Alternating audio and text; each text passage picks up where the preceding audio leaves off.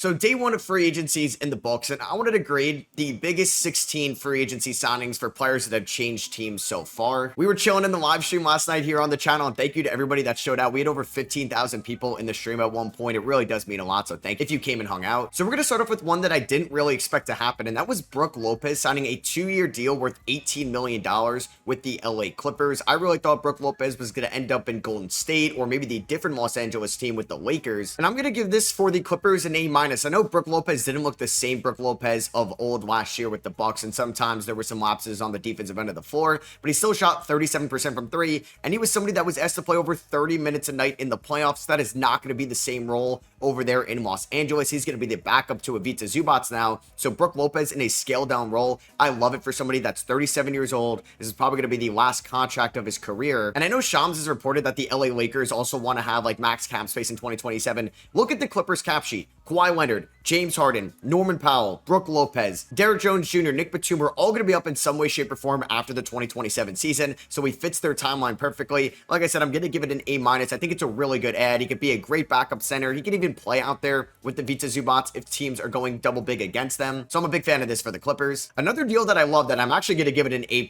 I also think there's no such thing as a bad one-year deal for the most part. How about a 1-year minimum deal? Bruce Brown going back to the Denver Nuggets, where he had the best year of his career and was a vital part to their 2023 championship team. In that 2023 season, he averaged 11.5 points. He shot 36% from three, 48% from the field, and was as good of a role player as you can get around Nikola Jokic. He's able to come off screens. He can run the DHO. He's going to crash the offensive glass, and he can play solid enough defense. Bruce Brown was banged up a lot over the last year and a half in Toronto, Indiana, and New Orleans, and I think this is a very good home for him. I love him returning to Denver. This was after they also traded for Cam Johnson, who I think is a great fit as well. I'm going to be doing a video specifically on trades this offseason that should come out next, but for this one specifically, I love the reunion. We know it works. It worked in 2023. I believe it's going to work in 2026, giving it an A+. Next up, we had Caris LeVert leaving the Atlanta Hawks because of a deal they made that we'll get to a little bit later, and Detroit ended up getting Caris LeVert on a 2-year, $29 million contract. I'm going to give this one a B+.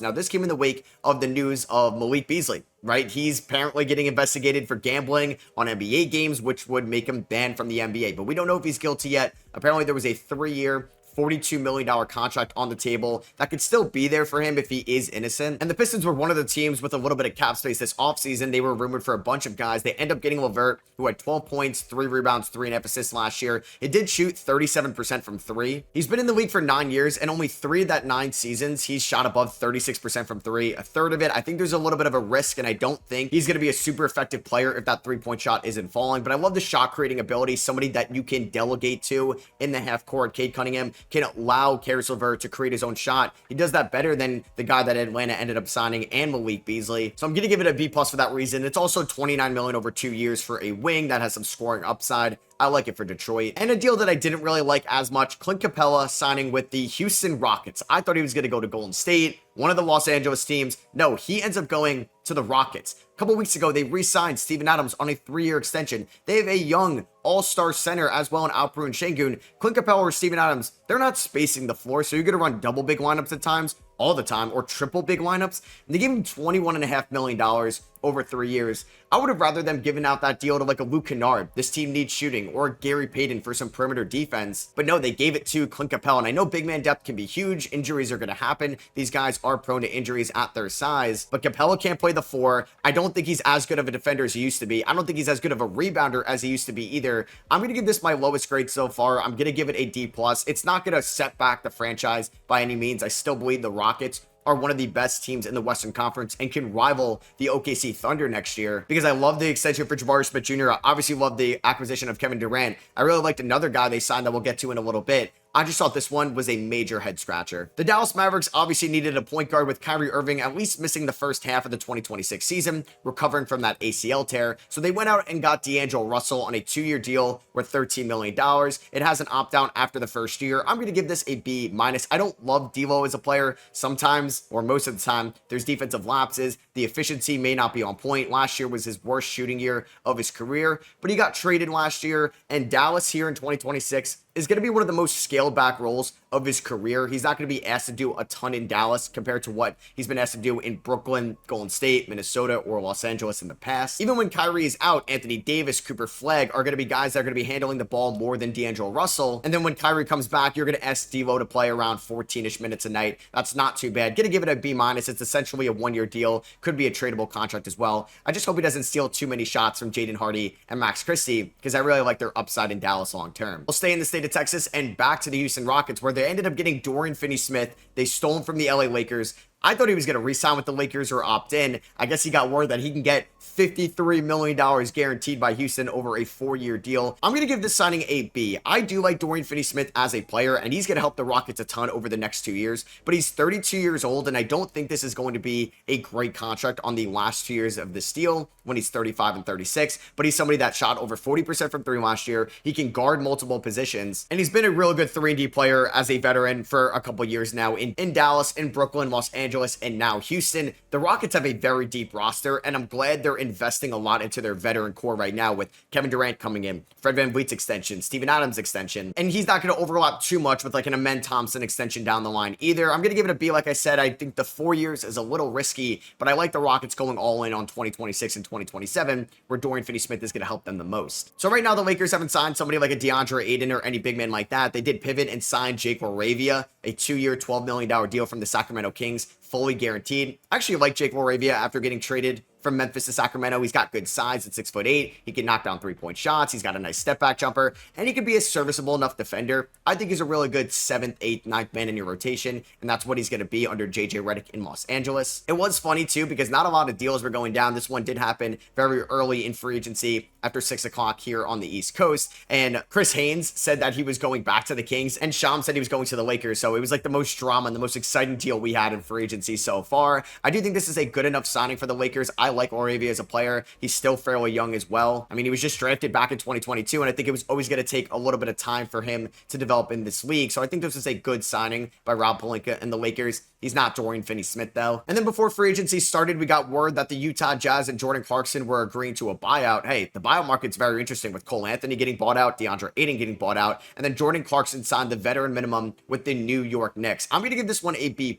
Now, I don't think there's a bad thing as a 1-year deal for the minimum either, but what's different about this signing from the Bruce Brown signing, we know that Bruce Brown worked in Denver in 2023. We have no idea if Jordan Clarkson could fully work out in New York. I don't think Tibbs would have loved coaching Jordan Clarkson, somebody that was inefficient at times, doesn't play great defense, but he's 33 years old. I think he may have 1 or 2 good years left. The Knicks desperately needed a shot creator off the bench, especially if Miles McBride isn't going to take that step. Josh Hart isn't really a shot creator, and you're going to get a ton of shooting variance with Jordan Clarkson. He's had some elite 3-point shooting years, but some abysmal ones. He shot 29% from 3 in 2024, but 36% from 3 in 2025, but 40% from the field. That was all with getting double-digit shots a night and playing 30 minutes. I mean, those are going to be cut in half. He's going to get around 5, 6, 7 shots a night, probably play 15 to 20 minutes a night as well, and hopefully in a scaled back role, kind of like the D'Angelo Russell version in Dallas, he could be a little bit more effective. So I'm going to give it a B+, especially since the Knicks are so close to the second apron, and getting somebody with his scoring upside on the minimum is a solid deal. Definitely a shocking one here. Kevon Looney got $16 million fully guaranteed by the New Orleans Pelicans over the course of 2 years. It's going to be weird not to see Kevon Looney in a Warriors jersey. He was drafted back in 2015. And I'm going to give this signing a C. I have no idea what the Pelicans are trying to do. I feel like they've been all over the place this offseason. Now, last year, they had so many injuries. They had no center depth. Now you've drafted Derek Queen. You have year 2 Yabusele, and you got a good veteran and a good rebounder in Kevon Looney. It's just another big man that can't shoot, that isn't really an elite rim protector by any means. So what are these lineup variations going to look like? Can you play Kevon Looney and Derek Queen at the same time? You can't really play Kevon Looney and Yabusele, and you have Zion Williamson, who's going to play over 30 minutes a night, that can't space the floor either. But it is nice that Willie Green is going to have a ton of depth. Like I said, last year was just an abysmal injury luck season for the Pelicans where everybody got hurt, and now they have at least 10 plus guys that can play in a rotation next year. So maybe that's what they're going with right now. I just feel like there's too many names, too many bodies, not enough minutes, and they don't really work together on paper, it seems like. And now we'll get to one of my favorite free agency signings, Nickeil Alexander-Walker, the full mid-level exception, 4 years, $62 million by the Atlanta Hawks. They had a $25.3 million trade exception from the DeJounte Murray, Dyson Daniels trade last offseason. So they basically had to give up a future second round pick to do a sign and trade with Minnesota, who after re-signing Julius Randle and Naz Reid could not afford to give Nickeil Alexander-Walker this money right now. Atlanta, and another elite perimeter defender. Nickeil Alexander-Walker and Jaden McDaniels were a perfect defensive duo in Minnesota, and now he's going from an elite defender in Jaden McDaniels to playing with an elite defender in Dyson Daniels, and also he's going to be playing with Jalen Johnson, a good defender, Zachary Risachet, a good defender, Kristaps Porzingis, Onyeka Okongwu. I love what their new general manager, Ansi Salah, has done so far this offseason throughout the KP trade, the draft, and getting another elite 3D wing around Trae Young. This is how you maximize Trae Young's deficiencies on the floor with the defense, by surrounding him with elite defenders and guys that could just shoot in the corner, while Trae Young can be an elite playmaker yet again in Atlanta. I think Atlanta has now jumped a tier after this offseason into the Eastern Conference, which is wide open next year. Indiana and Boston have some massive injuries. You expect New York and Cleveland to be at the top of the East. You assume Orlando is going to be better. Philly has to be better, right? But I think Atlanta has a really good shot at being that dark horse Eastern Conference Finals team in 2026. And we'll stay on the topic of the Atlanta Hawks. They got Luke Kennard on a one-year deal worth $11 million. Just adding another elite shooter over there in Atlanta. Bogdan Bogdanovic was not a great shooter last year before they traded him away. Hawks fans, you don't got to watch Garrison Matthews anymore be your three-point specialist. You got Luke Kennard with Vic Krejci, moving off screens, catch and shoot. It's just a great signing for Atlanta. I'm going to give it a B, though. It is a little bit of money at $11 million. But like I said before, there's no such thing as a bad one-year deal. I also think Kennard has good court vision, good ball handling ability. He could be the backup to Trae Young if they don't fully believe in Kobe Buffkin long-term. I don't think he's really going to have the shots and the opportunities to make this $11 million be worth it. But it's a one-year deal. No such thing as a bad one. And it could just be an elite three-point shooter for them in a scaled-down role. I am so happy that Luke Kornet got paid, undrafted out of Vanderbilt. He was trying 110% every single night on those god-awful late 2010s Knicks teams. They were tanking for Zion Williamson, and Luke Kornet was just giving them maximum effort every single night. He really made a name for himself in Boston, won a title in 2024, had that elite block game in round 2 against the Knicks in these playoffs, and the Spurs gave him a 4-year deal worth $41 million. I'm so happy Luke Kornet got paid. I don't love the contract, though. I'm going to give it a C-. He's going to be in a Zach Collins type role in San Antonio. I do think he's a little bit overpaid right now since he hit the open market. I don't think that he's going to make this $41 million be worth it for San Antonio, but they're a team with cap flexibility. I think that he's going to be a good enough backup 5 for them long term. And hey, maybe we get some really fun 2-man lineups with Victor Wembanyama and Luke Kornet that are just going to average 15 blocks a night between the two at times. So the Cleveland Cavaliers traded for Lonzo Ball a couple days ago, and they extended Sam Merrill, which kind of hinted that they were not going to bring back Ty Jerome. But I thought Ty Jerome was going to get more than what Lonzo Ball was making next year at $10 million, and it's actually the opposite. He signed a 3-year, $28 million deal with the Memphis Grizzlies. I guess the playoffs really tanked his market a little bit, given how great the regular season was. And I'm going to give this signing an A- for the Memphis Grizzlies. I think this is great value. I think it is interesting, though. You have Ja, Scottie Pippen Jr., and Ty Jerome all over there in the Memphis backcourt. But in today's NBA, this is a phenomenal deal. It's a tradable contract if you need it to be down the line. He's a smart offensive player, does not turn the ball over. Ja's had some availability question marks with injuries over the last few years, so now you got another great depth option there in Memphis. We had the Orlando Magic add another point guard this offseason as well. They gave former Suns point guard Tyus Jones a 1-year, $7 million deal. I think Tyus Jones is still a good passer. He can operate out of the pick and roll, and he's a good shooter. He was not a good defender last year in Phoenix, and maybe he was just checked out late in the year. Colin Gillespie was taking his minutes. I'm going to give the signing a C+. I love them getting Jace Richardson in the draft. They traded for Desmond Bane. This may make Orlando make other cost-cutting moves. I think they could have used another point guard. $7 million, if it's going to make them have to cut costs elsewhere, I don't love it as much. So we'll see what they're going to end up doing. But for right now, going to give it a C+.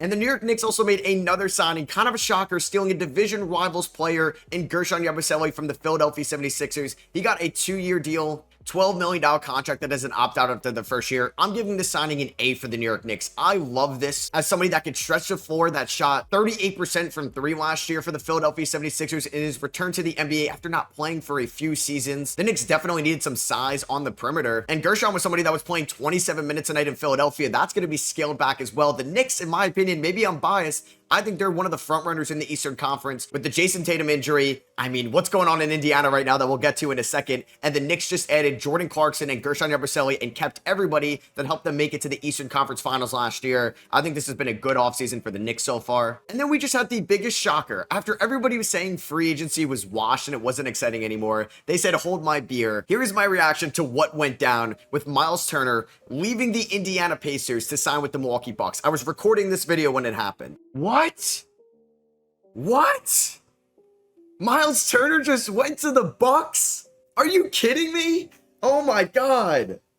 What? He's leaving them for their division rival? What? There's got to be a trade in here. So Myles Turner, out of nowhere, I thought it was a fake Shams account when I saw this, signed a 4-year deal worth $107 million to leave the Indiana Pacers, a team he just went to the finals with, to sign with the Milwaukee Bucks, a 4-year deal that ends in 2029 with a player option, a 15% trade kicker as well. If somehow the Milwaukee Bucks were able to get off of a Kyle Kuzma and Pat Connaughton contract to make this deal done, I would have given this an A. But when I got into account what the news dropped after that, where Damian Lillard got stretched and waived, so for the next 5 years, they owe him $113 million. $22 million of their salary cap is going to a player not even on the team in Damian Lillard so they can get Myles Turner. Oh man, John Horst just did one of the biggest risks to acquire Myles Turner, who's a great player, but man, I don't know how I feel about this for the Milwaukee Bucks. So this would have been an A signing for them. I'm dropping it down to the B. There is so much risk in this deal. Honestly, what are we doing, Indiana? You guys just got so much home gate revenue from the NBA Finals. I know Halliburton is out next year, but pay Myles Turner this contract. $107 million across 4 years is less than what I thought he was going to get. You have no centers on your roster, and he's been in trade rumors every year since you drafted him in 2015. Honestly, it's really embarrassing for the Pacers ownership to not go into the tax for this. I think Myles Turner and Giannis Antetokounmpo is going to be a great front court together. I don't think this is a terrible contract by any means. There's just so much risk for Milwaukee right now that is going to be paying basically Damian Lillard, who's not on the team, Kyle Kuzma, and Myles Turner almost half their cap space going forward. There is so much risk to that. They brought back a lot of their guys. Bobby Portis, Gary Trent Jr., Kevin Porter Jr., Taurean Prince as well. Myles Turner replaces Brook Lopez. They get better there, and obviously Dame wasn't going to really play for you next year. This has to be the biggest shocker of NBA free agency in a little bit. So that's gonna be for me. Hope you guys did enjoy. Let me know what you guys think of these grades down below. Let me know what you think of free agency down below as well. If you guys did enjoy, I'd appreciate you dropping a thumbs up, and I'm sure we're gonna have more moves to come. Like I said, I want to do a grading every trade so far this offseason video. You guys will see that soon, and I'll catch y'all on the next one. Peace.